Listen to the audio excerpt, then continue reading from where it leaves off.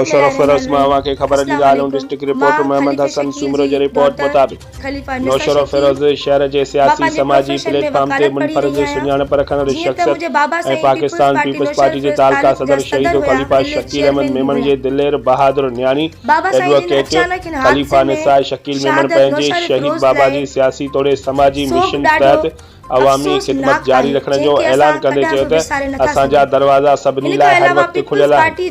बाबा साईं जा सियासी तौर समाजी लाॻापा कायम रखंदासीं ऐं पाकिस्तान पीपल्स पार्टी सां साथ ॾींदा रहंदासीं ऐं पाकिस्तान पीपल्स पार्टी क़यादत मां पिण इहा उम्मीद रखूं था हू बि असां सां भरपूर साथ ॾींदा रहंदा। हुन इहो चयो त मुंहिंजे वालिद जूं ख़िदमतूं अवाम नथो विसारे सघे। अवाम जेका वोट ॾेई रहियो आहे उन मां ज़ाहिर आहे त मुंहिंजे बाबा हर वक़्तु अवाम जी ख़िदमत कई। उन्हनि खे पूरो कयूं।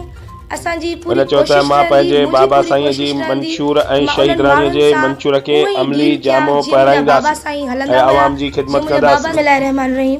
अस्सलाम वालेकुम। मां खलीफा शकील जी डॉटर खलीफा निसा शकील। मां पंहिंजे प्रोफेशन में वकालत पढ़ी रही आहियां। जीअं त मुंहिंजे बाबा साईं पीपल्स पार्टी नौशर फिरोज तालुक जा सदर हुया, ज़िले चेयरमैन भी हुया। बाबा साईं जिन अचानक हिन हादसे में शहादत नौशर फिरोज लाइ सोग ॾाढो अफ़सोसनाक आहे, जंहिंखे असां कॾहिं बि विसारे नथा सघूं।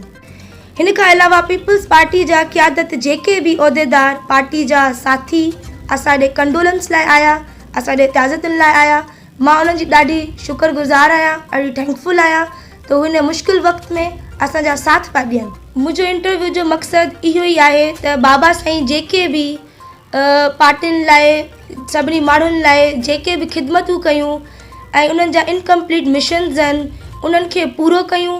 असांजी पूरी कोशिशि रहंदी, मुंहिंजी पूरी कोशिशि रहंदी त मां उन्हनि माण्हुनि सां उहो ई डील कयां जीअं मुंहिंजा बाबा साईं हलंदा हुया, जीअं मुंहिंजा बाबा साईं ख़िदमत कंदा हुया, जीअं मुंहिंजे बाबा साईं क़ुर्बानी ॾिनियूं हिननि पार्टी लाइ, हिन अवाम नौशर फिरोज लाइ।